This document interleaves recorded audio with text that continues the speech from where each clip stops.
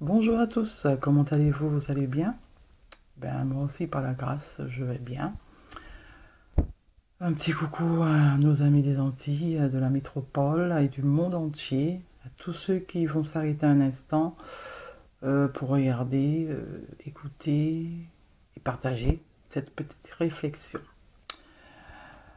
Alors, aujourd'hui, ben, on va se poser des questions sur quoi? Je sais même pas comment définir. En fait, la parole écrite commence avec la Genèse, le livre de Genèse, mais en aucun cas on nous dit ce qui s'est passé au ciel. On a les informations sur ce qui s'est passé, sur cette tragédie qui s'est passée au ciel, dans l'Apocalypse et puis dans Ézéchiel. On nous parle d'un être, d'un ange de lumière, voilà, un être de lumière qui a été déchu, qui a été jeté par terre, sur la terre, voilà. Et on a pris l'histoire du roi de Tyr, voilà, pour comparer, pour nous parler de cet être de lumière, en fait. Mais il y a, voilà, à part ça, on ne sait rien. S'il n'y avait pas ça, on ne saurait pas. Parce que dans la Genèse, on ne parle pas de ce qui s'est passé avant la Genèse. On ne dit rien du tout. Pourquoi? Alors, celui qui nous a donné la vie, il donne des renseignements au début. Et puis, le renseignement principal, savoir ce qui s'est passé avant le début, il nous le donne à la fin. À l'Apocalypse, il nous le donne dans Ézéchiel. Mais il y a un problème hein, quand même de construction. Il faut quand même partir du début pour si tu inspires. Voilà, si c'est celui qui nous a donné la vie, qui inspire réellement, hein, qui a inspiré les hommes, ben, il devrait commencer par le début. Voilà. C'est-à-dire, il y eut guerre dans le ciel, ça devait être au début. Mais est-ce que la guerre qui est parlée dans l'Apocalypse, c'est réellement ce qui s'est passé au ciel, en fait, dans le ciel où celui qui nous donne la vie est censé demeurer, où il y a des rues pavées d'or, où il y a tout ça, voilà, parce que les gens, ils ont vu, hein, ouais, c'est ça. Voilà. Alors, le titre, je sais pas encore, hein, je crois que je vais, voilà, je sais pas.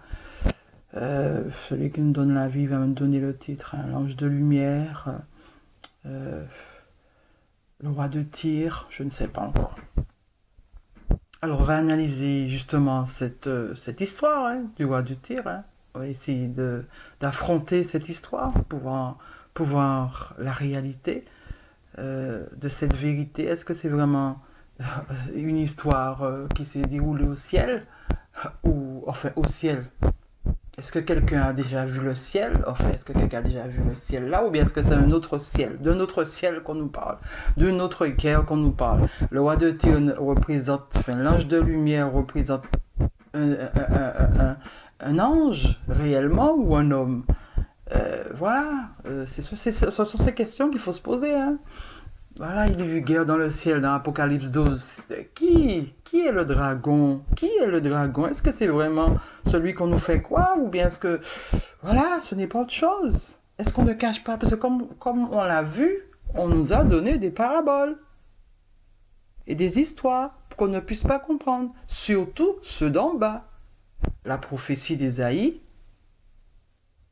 c'est quoi? Endurcis leurs oreilles, bouche leurs yeux.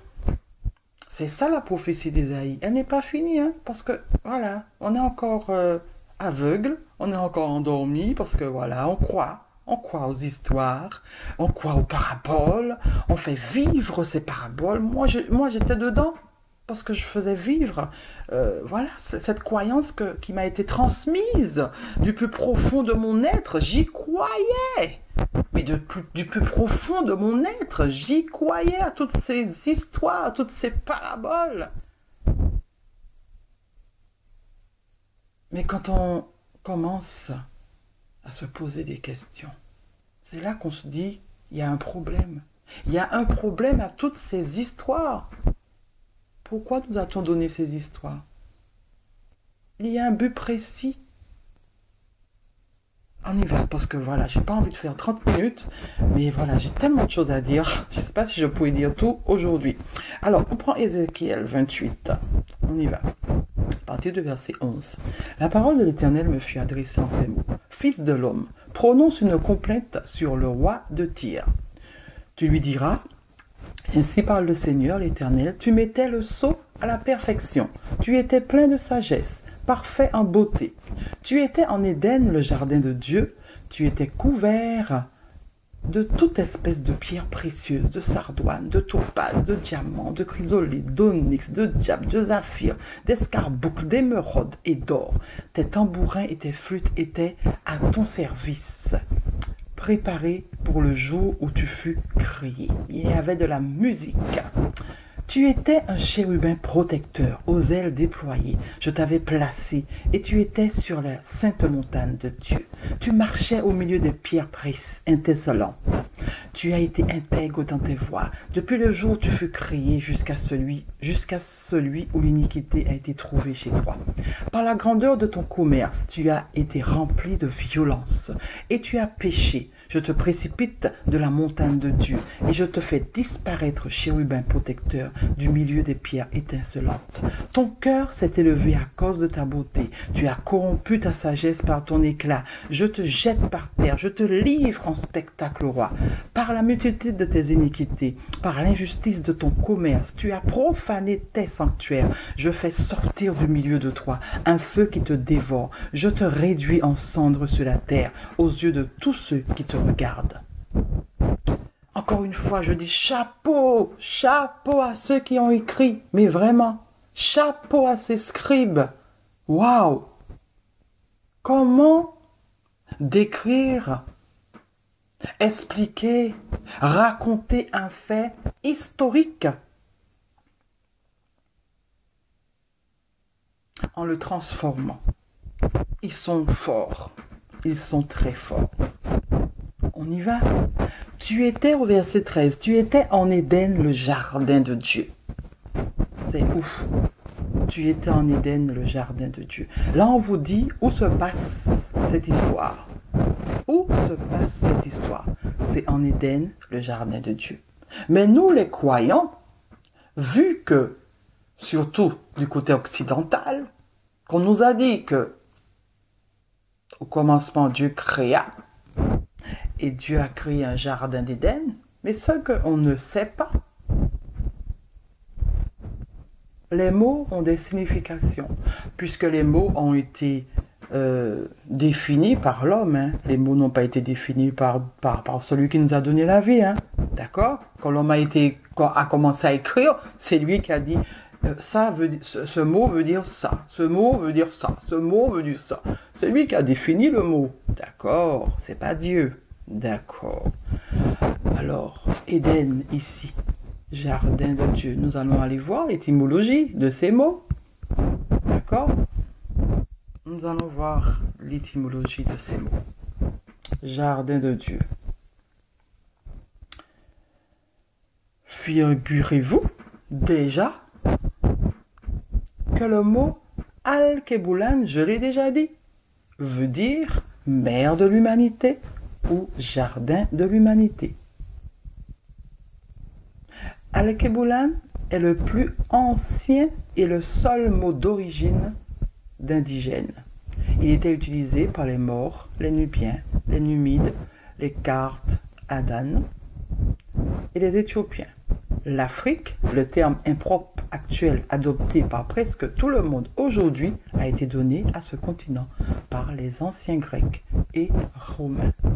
Déjà, on a déjà un renseignement ce jardin d'Éden où on nous dit que Dieu a créé, d'accord?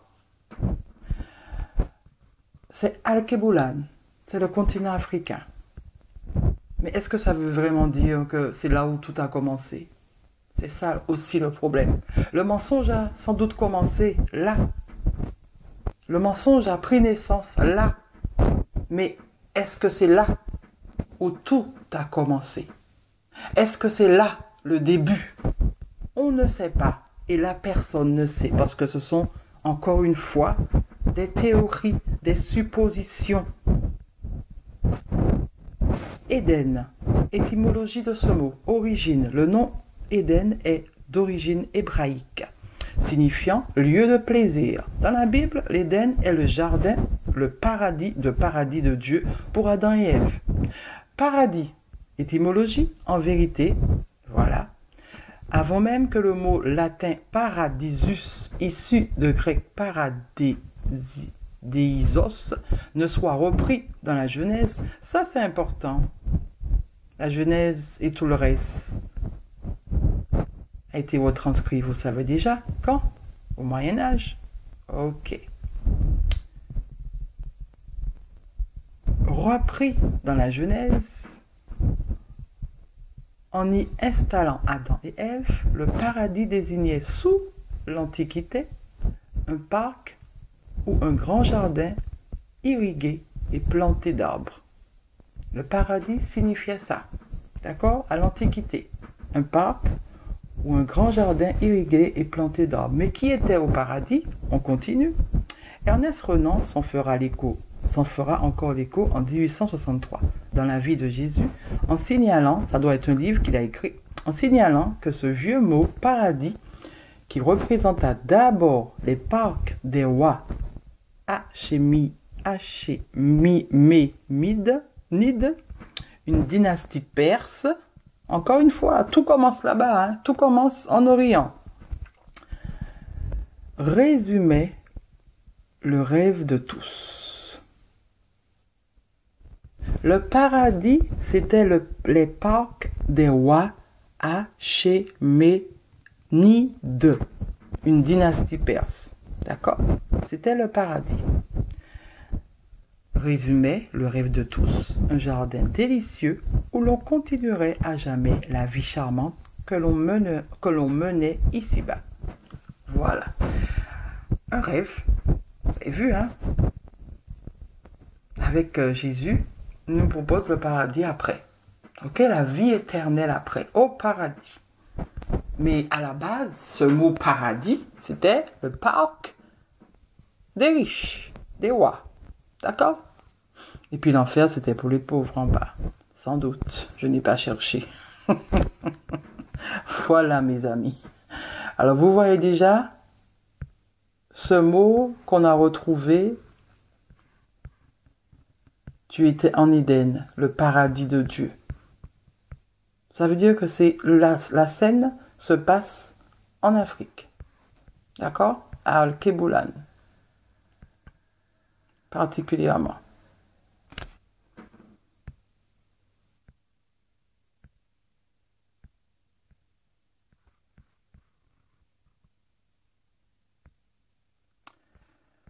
Parlons un peu de ce roi de Tyr, de la ville de Tyr. Parlons un peu de cette ville.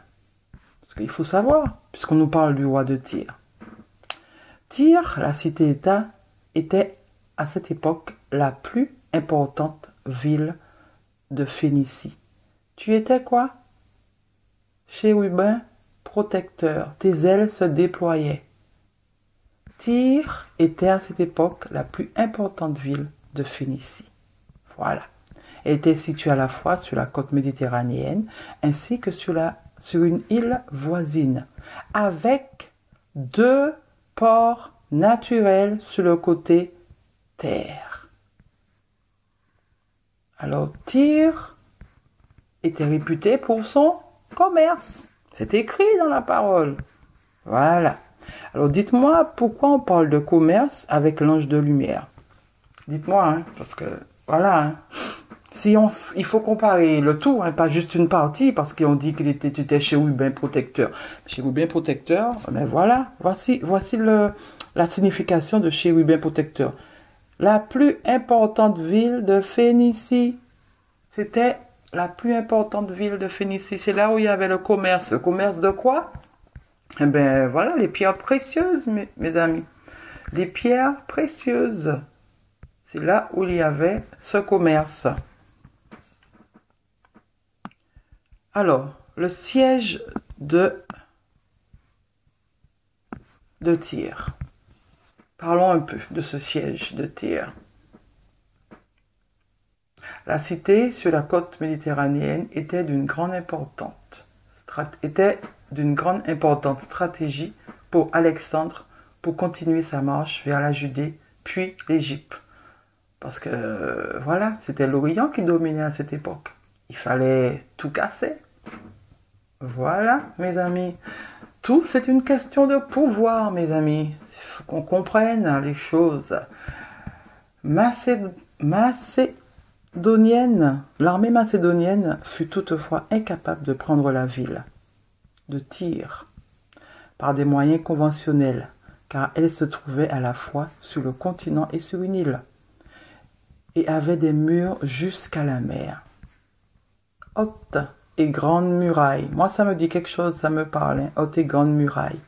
C'est la cité qui sera, voilà, quand Jésus va revenir, la cité qui sera, pour les croyants, ils auront aussi des hautes et grandes murailles. C'est bizarre, hein, que les mots, voilà, se retrouvent, qui étaient dans l'ancien, dans l'Antiquité, dans le Moyen-Âge, se retrouvent dans l'Apocalypse. Voilà, c'est quand même bizarre, voilà.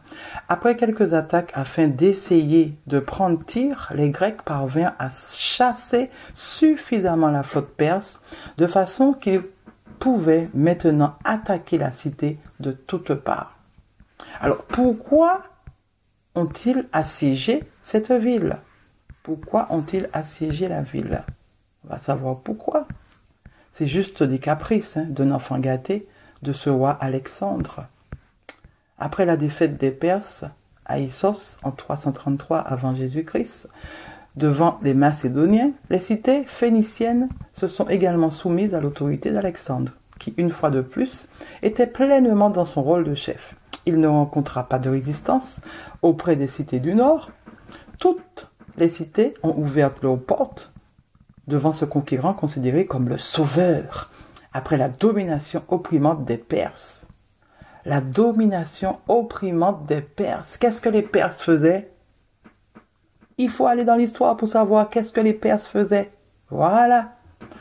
Il n'y a pas que l'Occident, hein, qui était dangereux, il n'y a pas que l'Occident qui faisait du mal. Hein. Allez voir dans l'histoire. Mais quand il prétendit présenter un sacrifice au dieu phénicien Melkart, dans son temple de Tyr, le roi de la ville, Azémimilkos, lui en refusa l'accès. Alors le roi, celui qui t'a défendu, le sauveur là, qui est venu te défendre de Perse, te demande de faire un sacrifice dans ton temple, et tu refuses. Mais le roi n'a pas accepté, hein. Alexandre n'a pas accepté. Et c'est ce qui a poussé Alexandre, voilà, à assiéger Tyr. C'est que la vieille ville de Tyr, bâtie sur une petite île rocheuse, une pierre, elle était sous la montagne. Vous comprenez? La montagne de Dieu, une île rocheuse, à quelque distance du rivage. Elle se croyait imprenable. Et quand Alexandre a assiégé ce Tyr, la seule chose qui n'a pas été détruite, c'est le temple. Le temple de Melker. Et là, le roi, il a pu aller offrir un sacrifice. Après tous ces massacres, il a pu, voilà, faire son offrande à son dieu Héraclès. Voilà.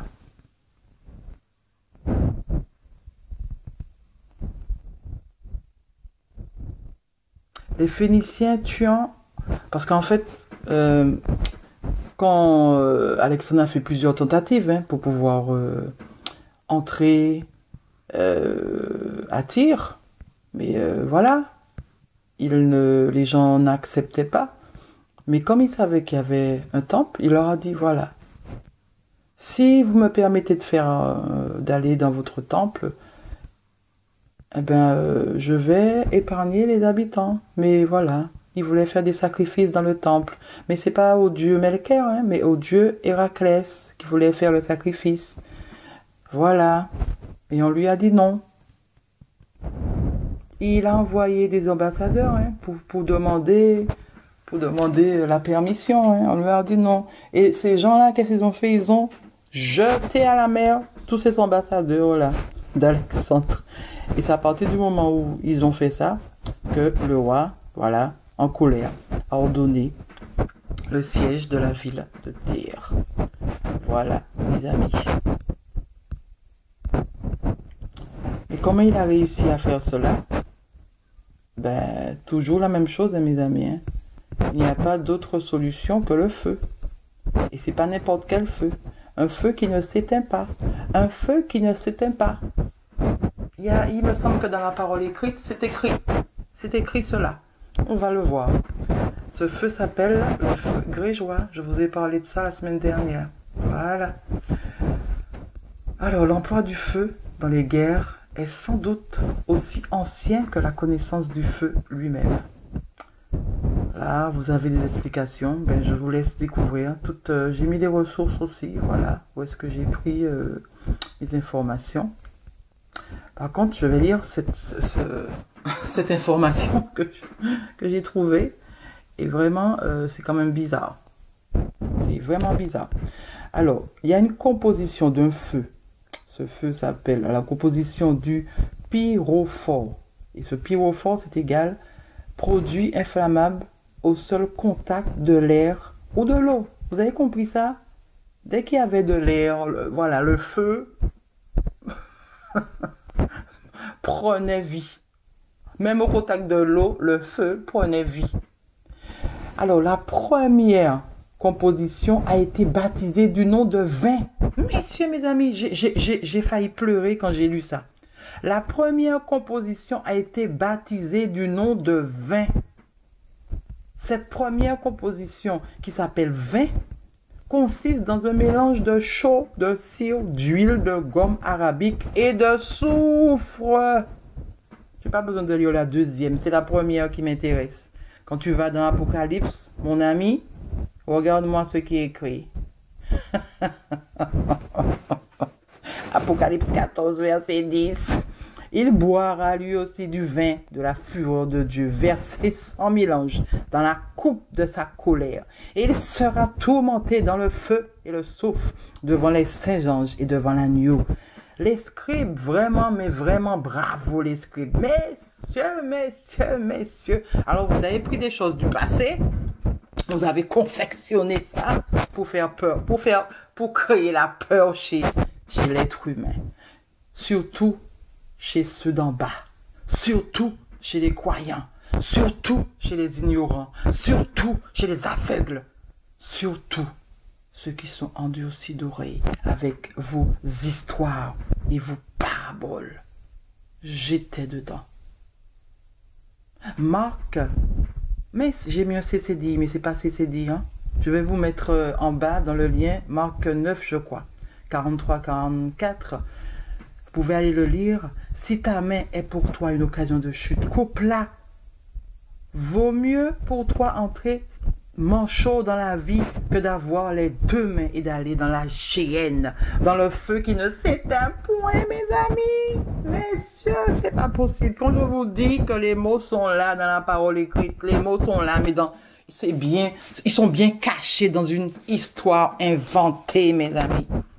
Tous les mots sont là. Pour ceux d'en haut, ils savent ce qu'ils ont écrit, mais pour nous, ceux d'en bas, nous pensons que c'est la réalité. La géhenne, là, c'est le feu grégeois, mes amis, un feu qui ne s'éteint pas.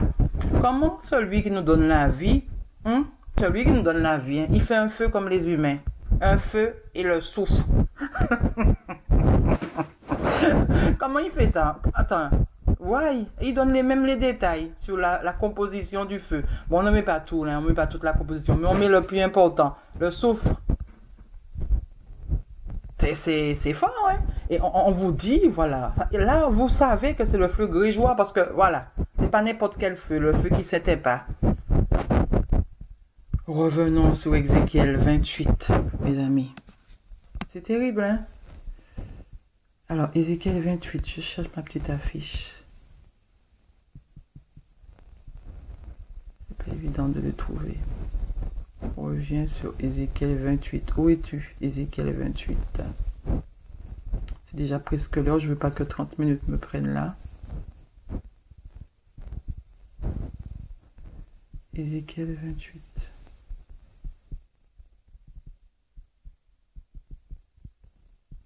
C'est bizarre, hein? Voilà.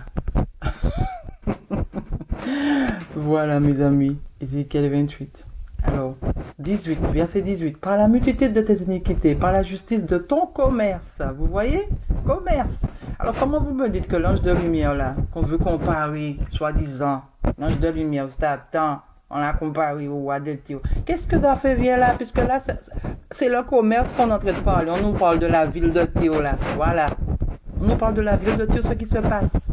Je te jette par terre. Je te jette par terre. C'est pas le roi de Tyr qu'on a jeté par terre. Vous avez bien vu, ce sont les ambassadeurs qu'on a jetés par terre. Mais on met l'information dans le texte pour savoir ce qui s'est passé dans l'histoire. Mais nous qui lisons, on pense que, voilà, voilà, l'ange de lumière a été jeté par terre. Non! Ce sont les ambassadeurs du roi Alexandre qui ont été jetés par terre. Ouais. Voilà.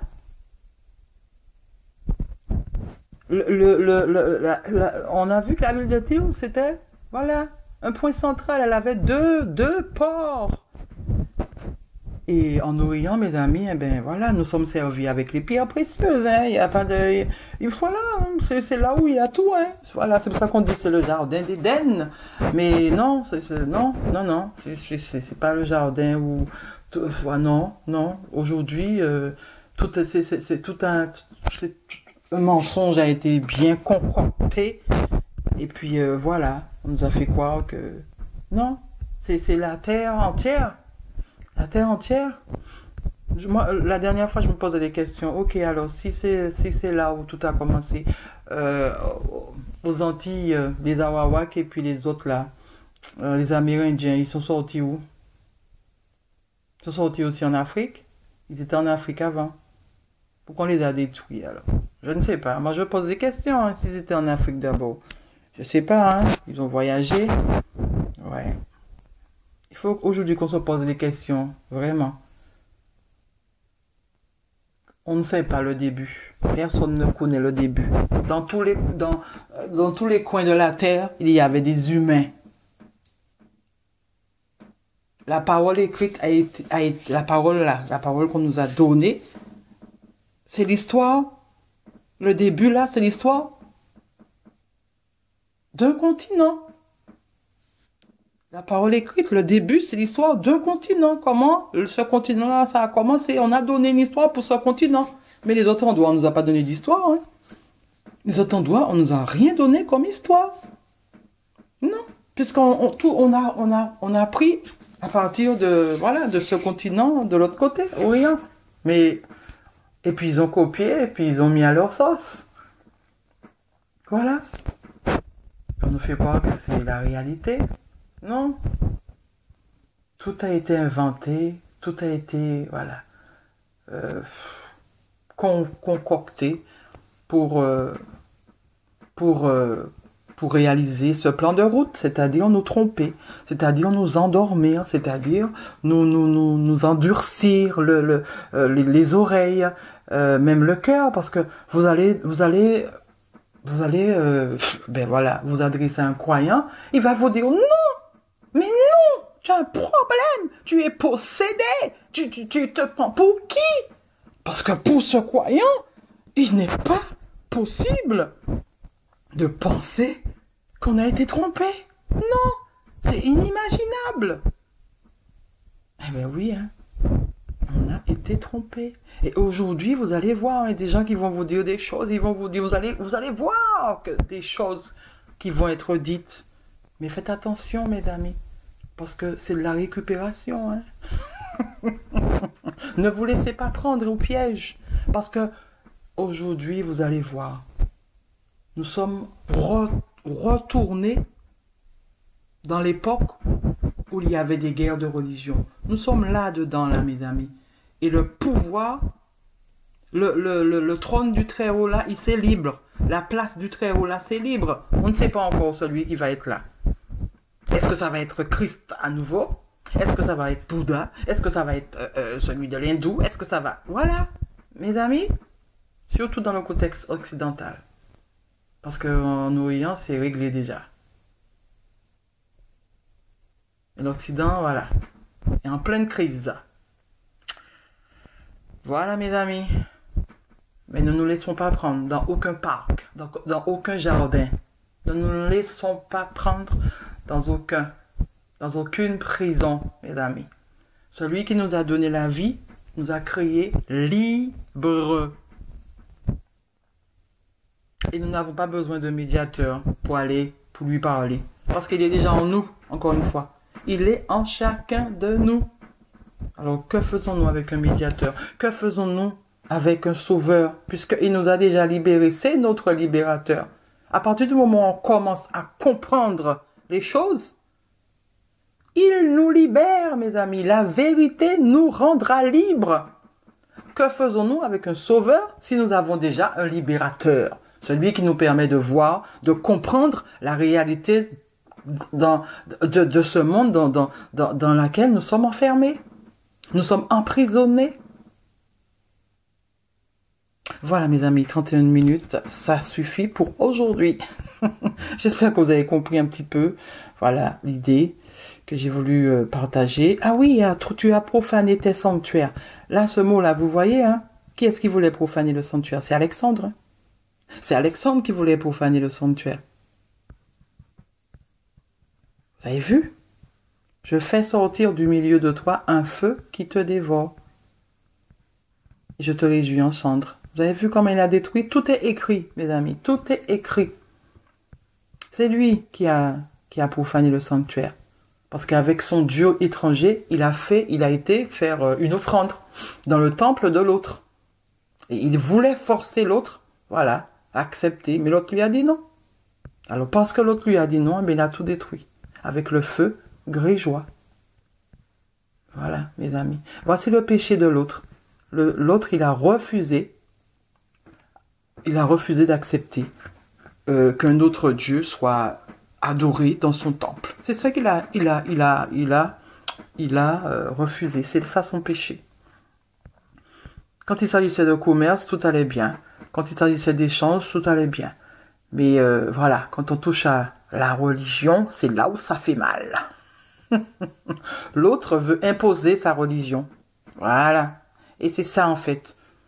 Souvent on nous parlait, je me souviens dans les églises, on nous parlait des persécutions. Les chrétiens sont persécutés. Oh là là, quelle tristesse, quelle horreur. Et moi je disais, mais les gens ils sont méchants et tout. Mais qu'est-ce que vous allez faire dans le pays de l'autre? Qu'est-ce que vous allez faire dans le pays de l'autre? Pourquoi vous obligez l'autre? Pourquoi vous voulez vous imposer ailleurs? En fait c'est ça. Restez chez vous. Pourquoi vous voulez vous imposer? Mais on vous a donné une mission. Allez, faites de toutes les nations des disciples, les baptisants. Alors, comme on vous a donné une mission et vous pensez que c'est une mission qui vient du ciel, voilà, qui vient de celui qui nous a donné la vie, vous pensez que c'est ça, alors vous êtes prêt à mourir pour lui parce que vous aurez une couronne dans le ciel. Vous avez vu comment la manipulation est grande? Vous avez vu comment la manipulation est grande? Tandis que vous allez mourir.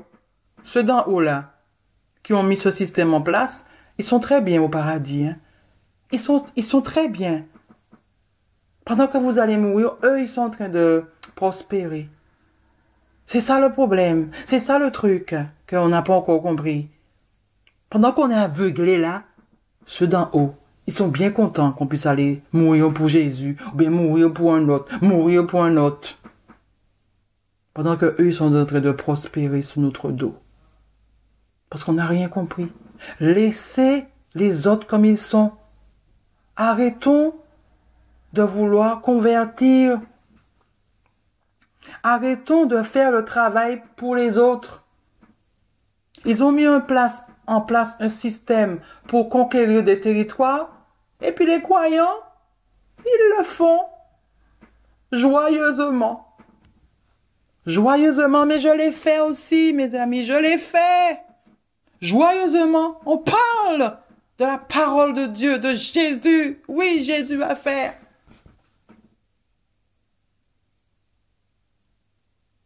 Moi, je crois aujourd'hui que celui qui nous a donné la vie, oui, peut faire. Mais tous ceux-là on a inventé là, non. C'est notre foi là qui fait qu'on croit. Tous ceux qui croient en Dieu. Et pour moi, c'est en celui qui donne la vie. Oui, vous allez avoir des choses extraordinaires parce que vous croyez et que vous avez des expériences. Voilà, je m'arrête. Mais tout a été bien confectionné, mes amis. Tout a été bien confectionné.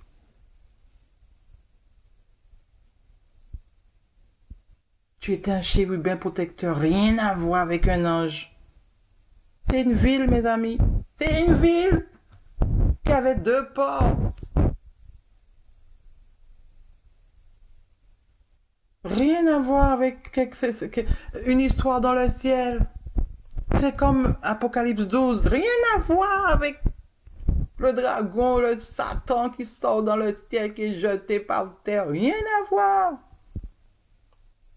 Le dragon est de retour, mes amis. Si vous n'avez pas compris que le dragon est là, il est de retour et voilà. C'est un pays, hein, mes amis. C'est un pays, le dragon, avec ses alliés.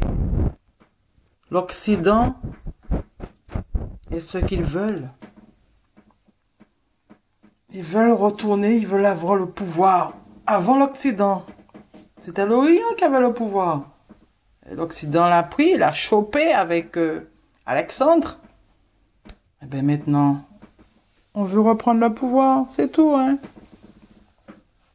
On veut la tête, tout le monde veut le pouvoir, au ciel, à l'Occident. Ah là là, continuez de vous battre, hein. Moi-même, une fois qu'on connaît les réalités, on sait comment avancer. Voilà, pour moi c'est ça.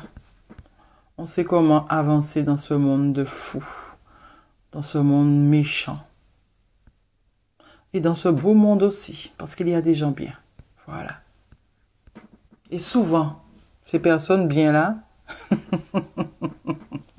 c'est des personnes qui ne croient pas au Dieu qui nous a été donné. Malheureusement, mes amis. Parce que tous ceux qui croient en Dieu qui nous a été donné, parfois ils sont méchants. Vraiment. La méchanceté est dedans, dans le cœur. Malheureusement.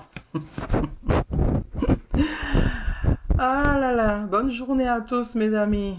À bientôt. 38 minutes. Non, c'est trop aujourd'hui. Pardonnez-moi.